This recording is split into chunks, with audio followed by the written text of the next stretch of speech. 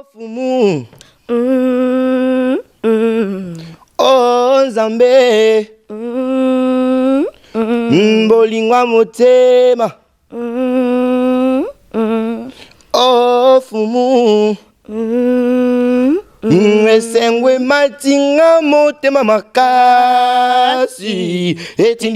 Bon les filles, moi je trouve que dans le monde il y a plusieurs personnes qui décident de quitter leur pays pour aller trouver les bonheurs ou réussir sa vie, la vie à l'étranger. Bon, je sais pas si pour vous c'est comment. Oui, c'est son pareil que nous, les élèves nouvellement arrivés en France, qui ont quitté notre pays pour découvrir notre pays. Même si on ne savait pas la langue, la culture et tout ça, même si la moitié de nous, on est venus sans notre parents, sans notre famille. On est venu ici peut-être pour réussir notre vie, peut-être pour vivre ici. Trouver le bonheur. Oui. Avez-vous déjà tout quitté pour réussir votre vie ou seriez-vous prête à le faire un jour? Nous, élèves nouvellement arrivés en France, nous avons tous quitté notre pays récemment. Nous avons décidé d'interviewer des personnes qui ont également fait ce même choix pour se dépasser et tout donner.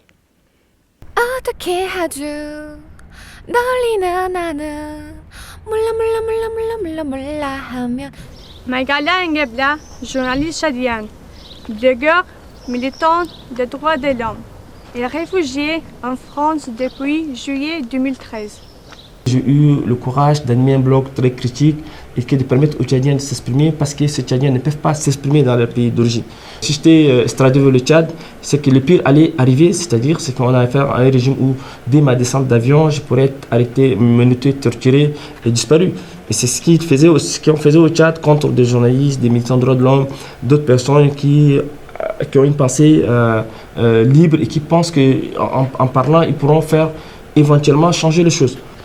On vous arrête le matin, on vous soumet à un interrogatoire policier qui a duré pratiquement 5 heures du temps. Après, on met dans une cellule de 15h30 à 20h. On me fait sortir de cette cellule, on m'amène à l'aéroport direction Conakry où je n'avais aucune attache familiale. Le Sénégal, 7 ans après, m'arrête, me menotte, m'expulse du pays. Alors que je ne sais pas quel délit, je n'ai pas commis un crime, je n'ai rien fait. Je me bats tout simplement au nom de la liberté d'expression, pour plus de démocratie au Tchad, de justice sociale au Tchad, pour une société tchadienne équilibrée, égalitaire. Or, aujourd'hui, quand vous vous levez contre l'injustice, c'est vous qui payez le pot cassé. Il appartient à vous et à nous de pouvoir un peu à l'administration, au lycée, à l'opinion française, de faire en sorte que la liberté d'expression soit respectée et que les journalistes jouissent pleinement de leurs droits et qui est celui d'informer leur peuple. La charte africaine des droits de l'homme et du peuple est signée et ratifiée par le Tchad. Et c'est le Tchad qui l'a toujours violenté, violé et qui n'a jamais respecté toutes les conventions internationales. En âme et conscience, j'ai pris l'engagement personnel d'écrire dans Jeune Afrique et d'attirer l'attention de l'opinion internationale sur ce qui se passe dans mon pays d'origine, sans avoir la prétention de faire la politique. Si vous éliminez systématiquement, je dirais, le contre-pouvoir, qui sont la société civile, le contre-pouvoir comme la presse, ça veut dire qu'on assiste à une dictature. Il faut que les gens comprennent que nous, Tchadiens aussi, on a aussi droit à la liberté d'expression, à la démocratie.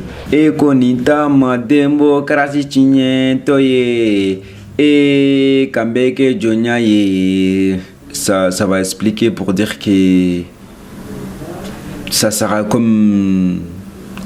Avant, on était colonie, ça sera comme des colonisations. Voilà. Et qu'on y a ma démocratie. Est-ce que les démocraties, bientôt, ça va disparaître?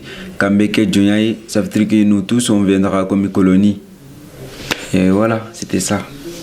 On veut juste que dans notre pays, que les valeurs universelles soient aussi respectées. La liberté d'expression est un élément important dans la démocratie et que la France doit toujours faire en sorte que si cette liberté d'expression est violée et qu'elle doit se positionner pour la respecter. Il faut que moi-même je me sécurise par rapport aux éventuelles tentatives d'assassinat, d'empoisonnement, de disparition du président tchadien. Parce que même en France, il y a l'ambassade du Tchad ici. et que je dois faire très très attention dans mes fréquentations. Et quand je suis au métro, il faut que je surveille ne pas être au bout du métro, sur le quai, de crainte que quelqu'un, on va un forcené pourrait vous pousser et tomber. Et on va dire, mais non, écoutez, on ne sait pas, c'est un forcené qui l'a poussé alors que c'est un acte politique. Donc il faut faire très très attention. Prenez un café dans un truc, on peut vous mettre un empoisonnement et que vous disparaissez. Ça peut être mis dans le compte d'une maladie banale. Je vais, c'est vrai, sans avenir, mais je me sentais à l'aise avec un peu d'argent. Je m'arrangeais, je peux payer, collecter un peu d'argent, acheter mon ordinateur. Parfois, ce sont les interviews que je faisais. Donc je vivais vraiment modestement avec peu d'argent, 70 €.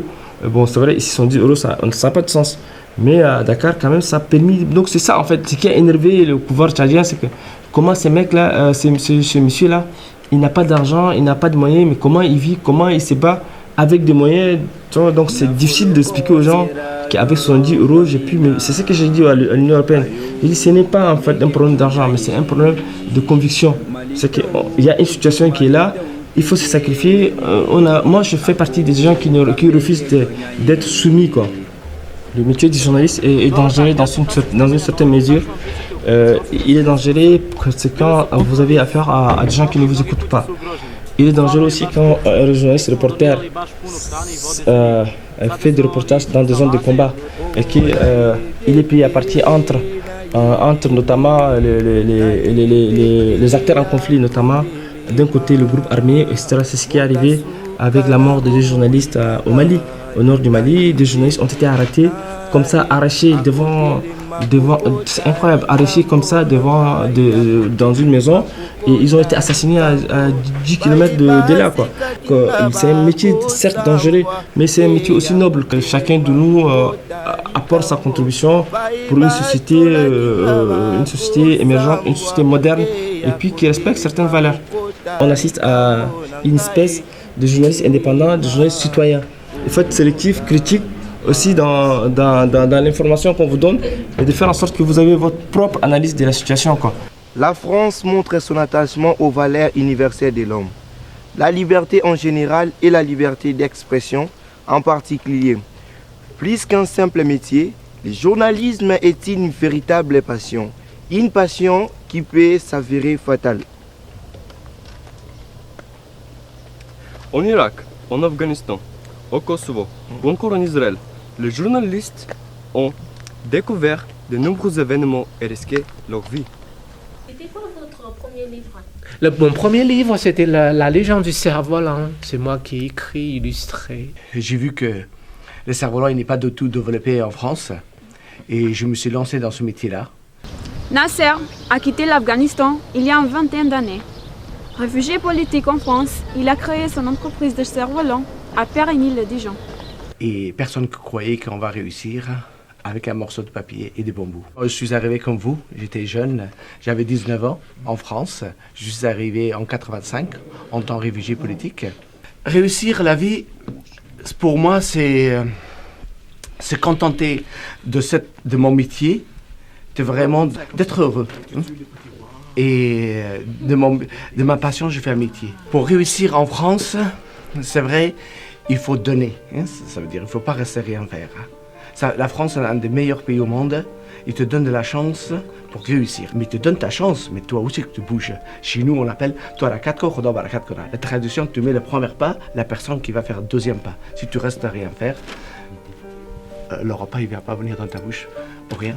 C'est-à-dire, il faut que tu travailles. C'est une grande chance ici en France. Oui, en France, oui. Mais la France, c'est un pays d'asile. Les Français, ils peuvent t'écouter. C'est un pays de culture. J'aime bien mon pays, malgré tout j'ai quitté mon pays. Moi aussi, j'aime ça. J'aime l'Afrique. J'aime aussi la France parce que la France qui m'a accueilli ici. La France est un pays d'accueil. Oui, pays d'asile et tout terre d'asile en fait. Ça se voit parce que dans notre classe, on a 14 nationalités. Oui, il y a 14 nationalités, mais nous tous on progresse à langue française et tout. C'est ça que moi j'aime trop. La France, c'est un pays d'accueil.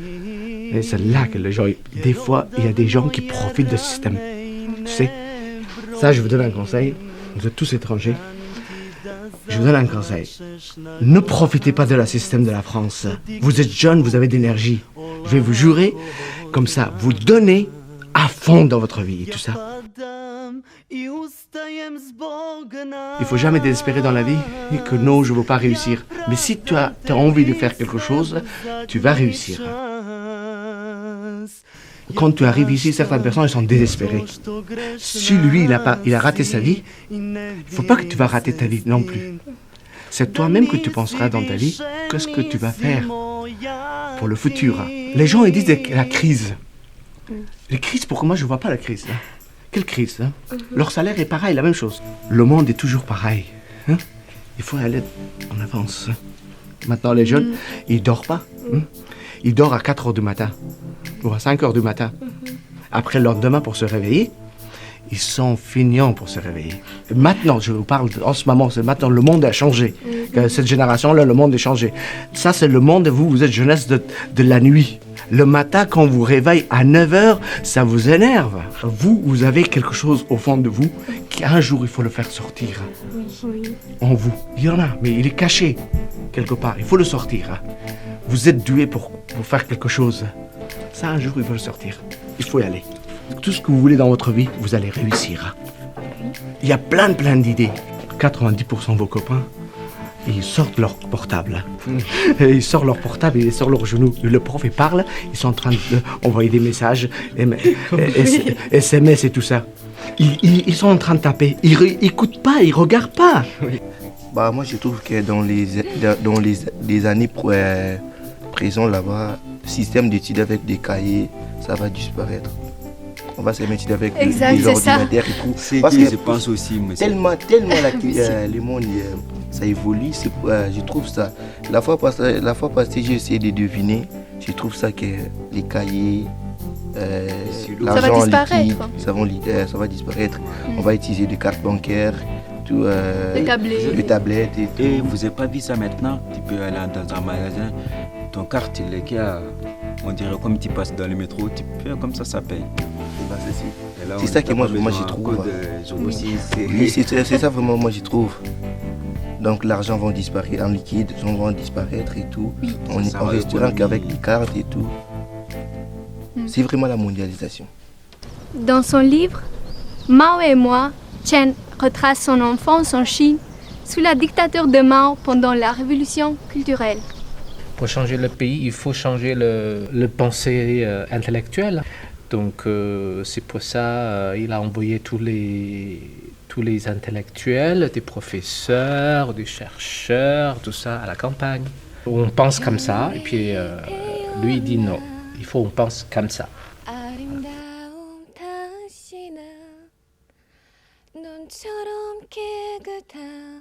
Là récemment, il y a 2 semaines, j'ai encore discuté avec mes amis, je dis qu'est-ce que Mao il avait fait, c'est pire que le nazi, mais tous mes amis me sautaient dessus. Ils me disent c'est pas possible, lui il a réuni la Chine, il a quand même donné le pouvoir aux paysans, et quand même, oui mais j'ai dit mais combien de morts? Ce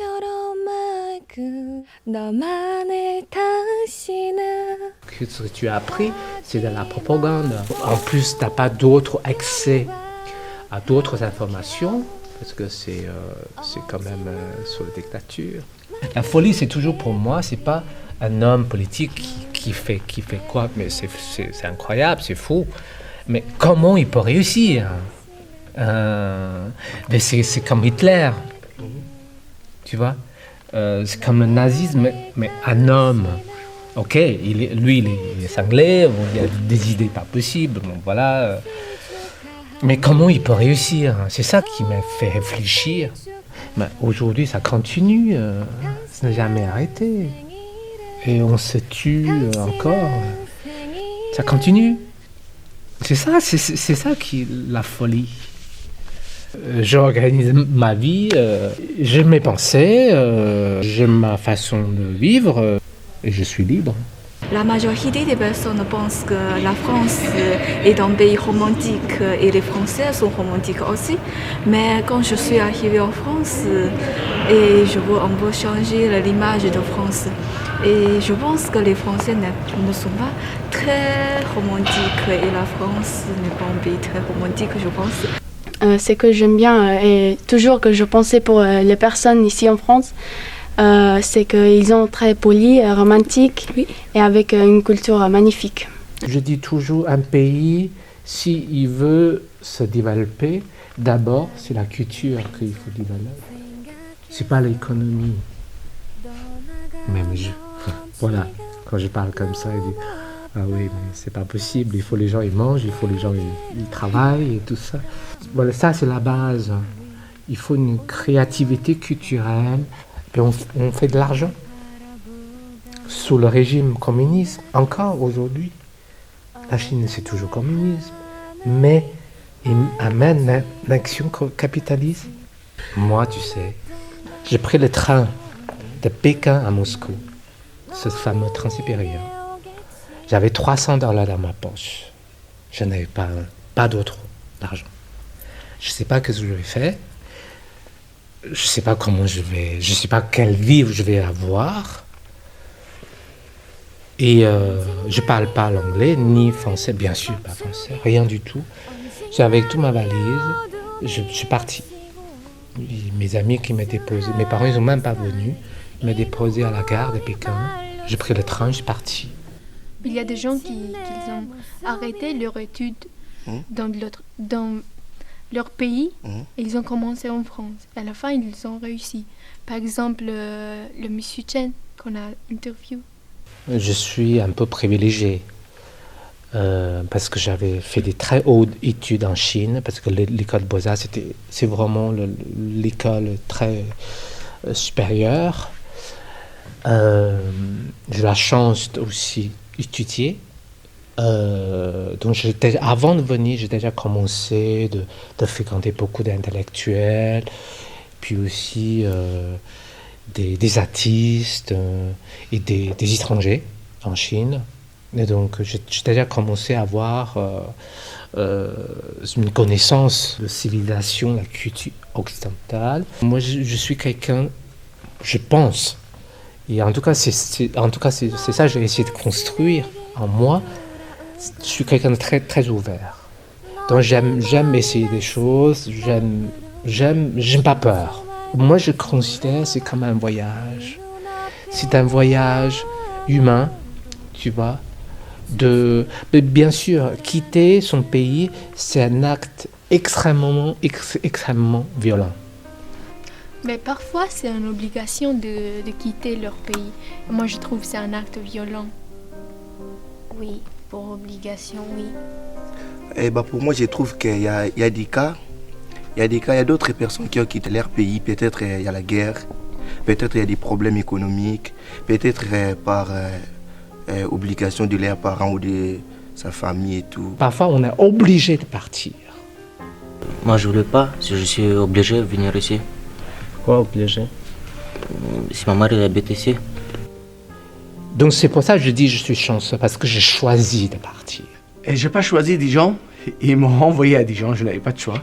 J'avais choisi Paris, je voulais rester sur Paris, mais je suis très très content sur Dijon, parce que Dijon, ce n'est pas une ville, ce n'est pas une ville de stress. J'aime beaucoup Dijon, et parce qu'à Dijon, la vie à Dijon est tranquille et calme, et les personnes, les habitants sont très sympas à Dijon. À Dijon, c'était la première ville que j'ai découvert. Et j'aime bien parce que les personnes, ils sont calmes. Oui. Ouais. C'était pas mon choix, ni le choix de ville, ni le choix de pays. C'est mon père, il a choisi de venir en France, donc j'ai suivi. Et moi aussi, je suis très contente que je suis ici. Moi aussi. Tu aimes en France? Pas trop. Pas trop? Oui, je préfère mon pays, Russie. C'est difficile ici pour parler français? La première fois, ça fait difficile. Maintenant, c'est pas trop. Un jour, ma mère m'a dit qu'elle voulait que je vienne habiter avec elle. Et je dis pourquoi pas? Parce que je peux faire mes études plus faciles en France. Parce que mon pays, c'est très difficile pour faire mes études. J'ai quitté mon pays parce que ma maman, elle était ici en France. Et elle m'a manqué beaucoup. Et j'ai pu dire que je ne vis pas loin de ma maman. J'ai quitté mon pays parce que ma mère, elle habitait en France et tellement elle me manquait que j'ai décidé de venir. Est-ce que tu te sens bien ici? Oui, maintenant oui, mais avant non, j'aimais pas la France. C'est un pays que j'ai pu dire que c'est totalement différent de mon pays. Mais maintenant oui, ça va. Quelles sont les différences entre la France et ton pays? Premier, la langue. Deuxième, le temps. J'ai pas l'habitude du temps. Ici, c'est trop froid. Comment je peux dire? Au Brésil, c'était tout le temps la fête. Sinon, c'est un peu toujours travail, maison. C'est juste ça. Aussi, les gens, il y a des gens que c'est sympa et il y a des autres personnes qui sont toujours avec la tête de mort. Au Brésil, c'est pas comme ici que 8 heures du soir, tu es dans ta maison. Au Brésil, non, tu rentres à 5 heures du matin. Je pense que pour réussir sa vie ici, il faut déjà connaître bien leur langue. Il faut bien connaître le français, je pense. Je trouve que tu parles bien le français. Tu études dans un lycée, dans une école? Oui, j'ai fait mes études au lycée Antoine de Chenov. Je suis en classe d'école, c'est une classe pour apprendre la langue française. Je suis contente que je suis en cette classe parce que quand je suis arrivée en France, je ne peux pas parler français, mais maintenant je peux dire que je parle. Et c'était difficile? Oui, c'était difficile parce que je n'étais pas habituée avec cette langue. En mon pays, je fais juste anglais et italien. Et étudier, franchement, je pense que c'est ce qui est le plus important en France. Armira et Nemanja ont vécu dans la même ville, au Kosovo. Ils ne parlaient pas la même langue. De quel pays viens-tu? Du Kosovo, je suis serbe, je m'appelle Nemanja, j'ai 17 ans. Et toi? Je viens du Kosovo aussi. De quelle ville? Gilan. D'accord. En quel lycée tu étais? École Senichor, c'est en Kristic. Et quelle langue Musique école. Quelle langue vous parlez dans votre lycée? Parle serbe. Que serbe? Serbe. Et toi, tu parles albanais, non? Non. Comment tu t'appelles? Moi, je m'appelle Ermira, je viens du Kosovo aussi, de Gilan. Quel âge? Oui. J'ai 17 ans. Très bien. Ça fait combien mois que tu es en France? 3 mois? Oui, 4. D'accord. Et pourquoi tu as choisi la France?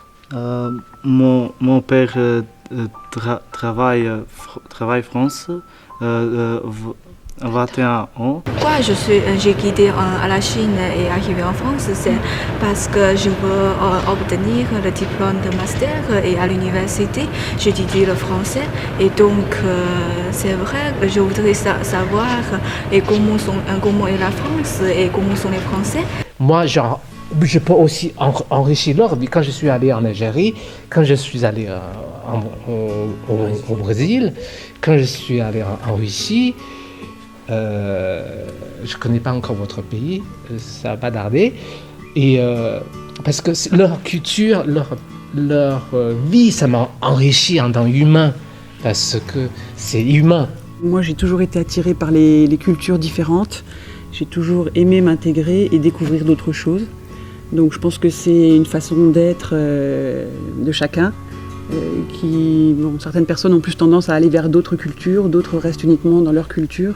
Et moi, j'aime bien découvrir les autres cultures, partager d'autres choses. Je connais les gens, ils ont risqué leur vie pour aider les gens.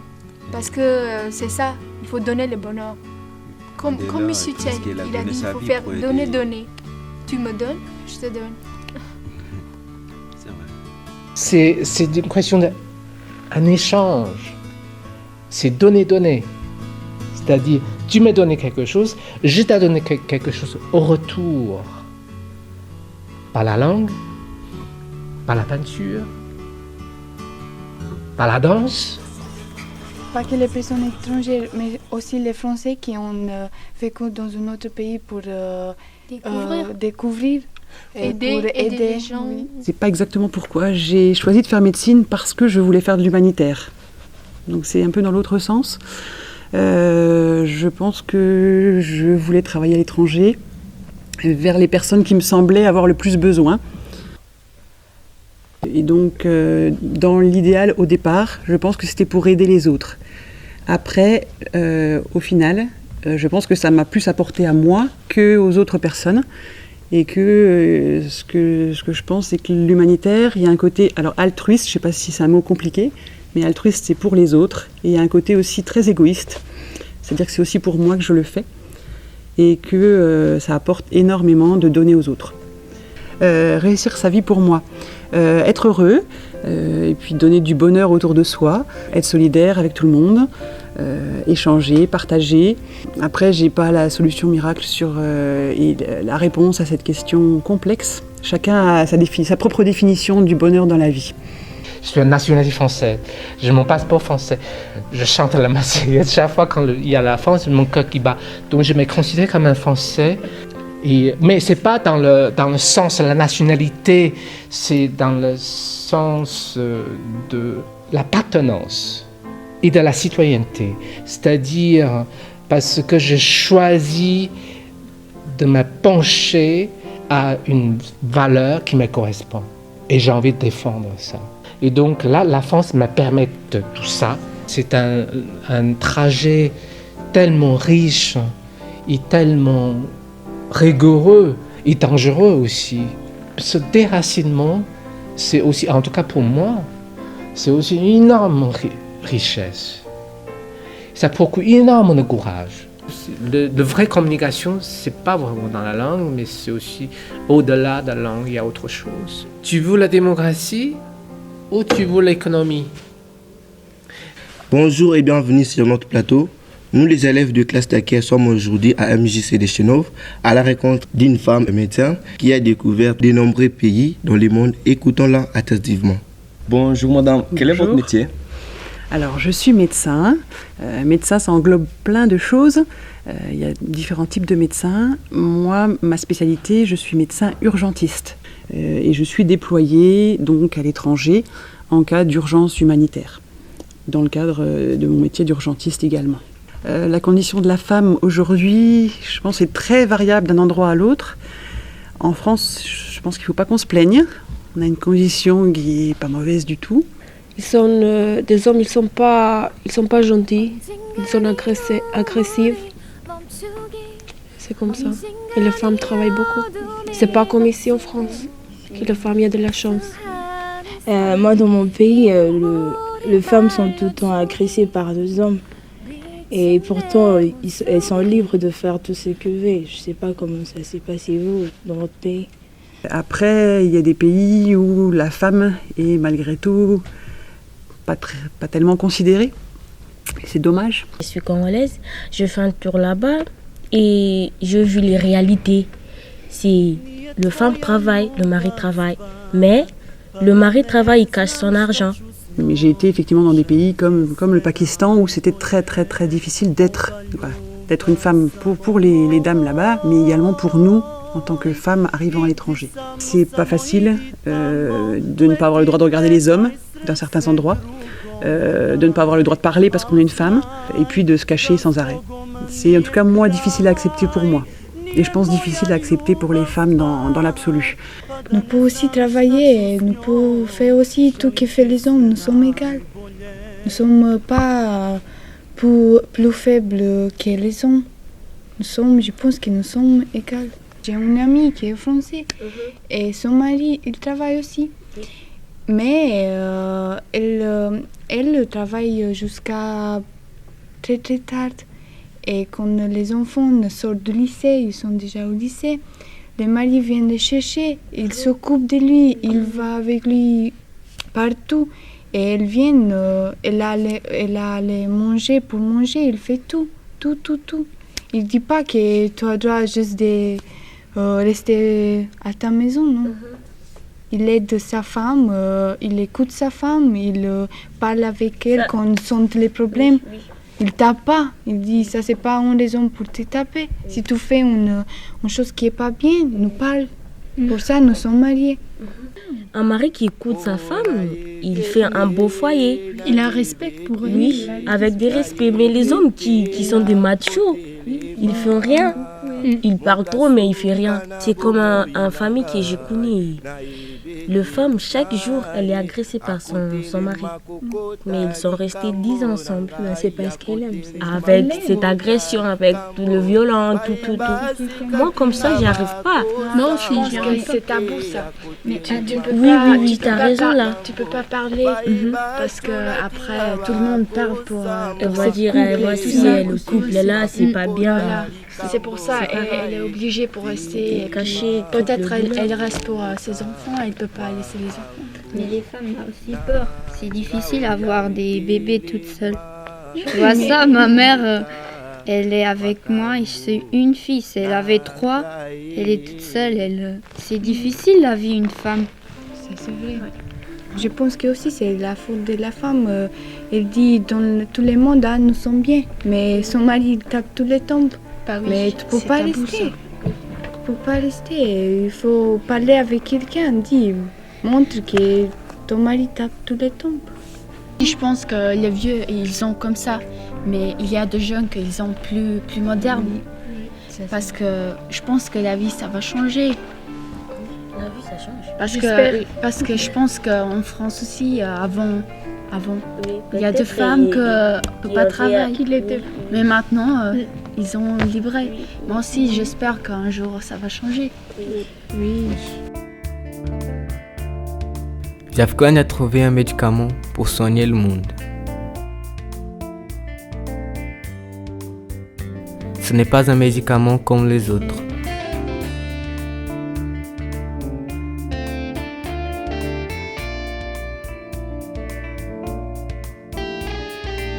Il est différent.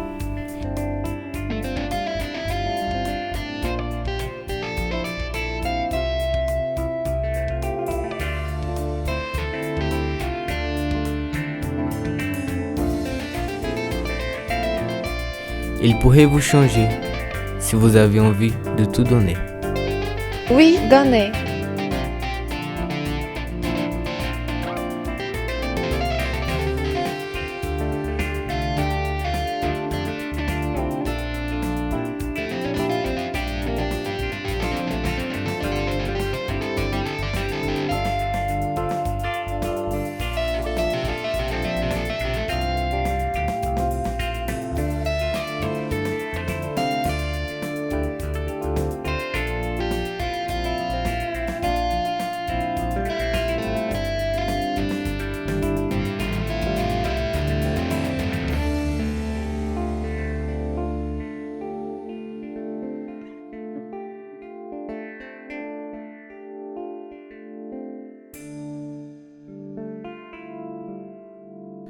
너무너무 멋져 눈이 부셔 새모마시겠어 달리는 걸 지지지지 베빠 베이베베 지지지지 베빠 베이베베 너무 부끄러워 쳐다볼 수 없어 사랑에 뻗어서 수줍은 girl 지지지지 베빠 베이베베 지지지지 베빠 베이베베 어떻게 하죠 놀리는 나는 두근두근두근두근두근두근거려 밤에 잠도 멍그리죠 나는 바본가 봐요 그대에게 바뀐 모래는 바보 그래 그대 원해 난 너무 반짝반짝 눈이 부셔 너 너무 깜짝깜짝 놀란 나는 너무 짜릿짜릿 몸이 떨려 지지지지지 잦은 눈빛 oh yeah 전우 향이 oh yeah